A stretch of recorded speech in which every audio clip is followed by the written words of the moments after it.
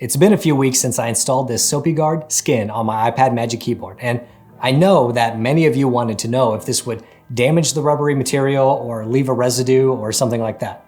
As much as it kills me to remove this skin, I'm gonna do it. Just for you. Hey, I'm Jerry, and I love this SopiGuard skin. This is the 3M Matrix skin, and it has completely changed the way that I use my iPad Magic Keyboard. By itself, this case has a tendency to pick up grime and oil pretty easily, and I felt like I always had to baby it and be careful where I would set it down.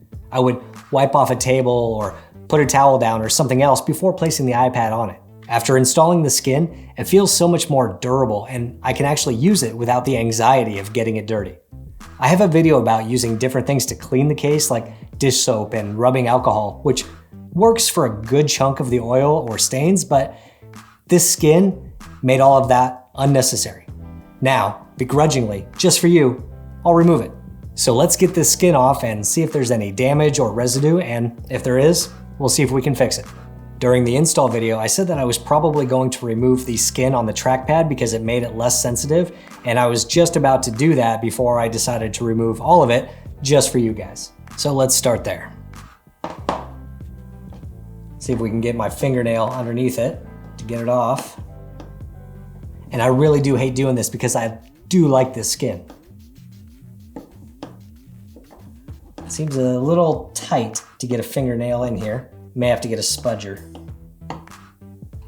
Oh, I think we got it. I think we got it. We got hold. So that comes off really smooth off the trackpad. And let's see if you can see that, but there is nothing on this trackpad. And actually, I do miss that. I do miss the smooth glass trackpad. All right, now we can start on the side pieces. These little guys are on the actual rubber material, so this will be our first test to see if we have any damage or any residue left on here. Got a little bit of it up, and we'll just peel it slowly back. And it does grip pretty well, so it's taking just a minute to actually come off here. And I'll just stop there for 1 second.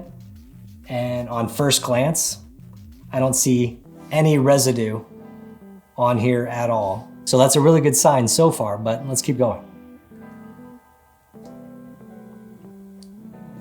This thing is really on there. If you had any worries about the skin peeling or coming off on its own, I think that can be laid to rest. You will not need to worry about this skin just coming off. It is a tight grip, that is for sure. And with this corner piece off,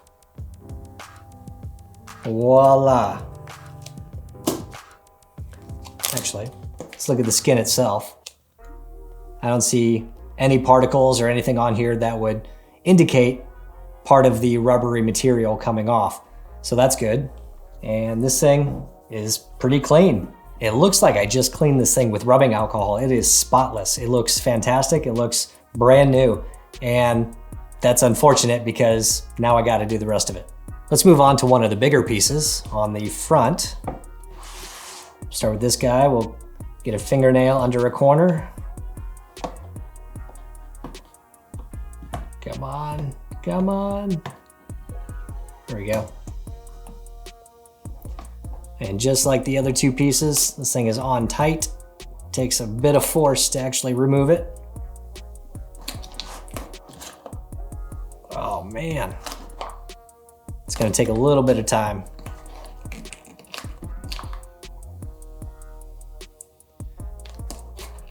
Kind of see that. There's a little spot right here, but I'm pretty sure that was there before I put the skin on. There's a number of spots that I had on this Magic Keyboard before putting the skin on. And slowly but surely. I mean, you can just see right there, there is nothing wrong with this case. There's no residue left over, nothing sticky, nothing we're gonna have to clean up afterwards.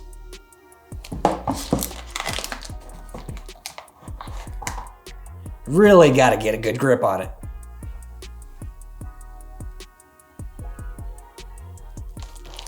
That's pretty cool. You see that? The Apple logo is just kind of, I don't even know what to call that. Embossed, outlined, something, I don't know. It's just kind of in there permanently now.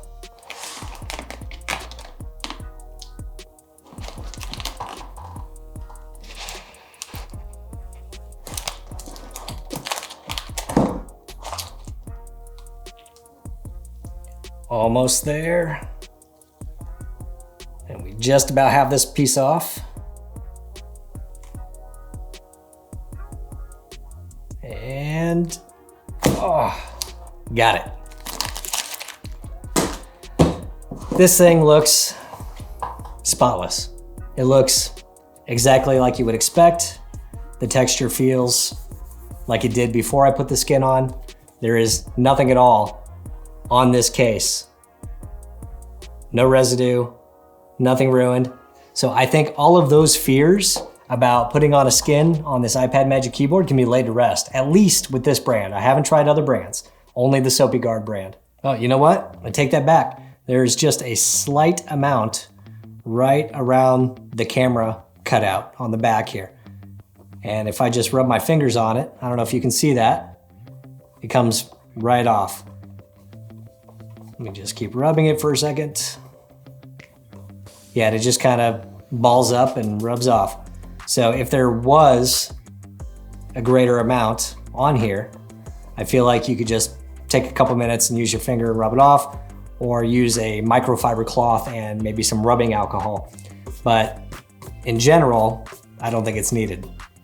All right, I'm going to remove the rest of the skin from this iPad Magic Keyboard because I can't leave it half skinned and half naked. But I think it's safe to say that there should be no worries about installing at least a SopiGuard brand skin on the iPad Magic Keyboard. It did not leave any residue. It did not damage the iPad case in any way. I've had this on for 3 or 4 weeks now, and I think at this point, I need to go buy a new one because I like it. I'm already gonna miss it, and I guess I need to decide if I get the same 3M Matrix color or another color. If you have a suggestion, let me know below if there's a color that you think I should try out, or texture. Either way, with or without a skin, the iPad and the iPad Magic Keyboard are awesome. If you're into iPads, I have a playlist with all of my iPad tips, tricks, and reviews that you can watch right over here. Let me know if you think you'll be getting a skin after watching this, and hit subscribe to see more. Like this video below if you do, and I'll see you next time.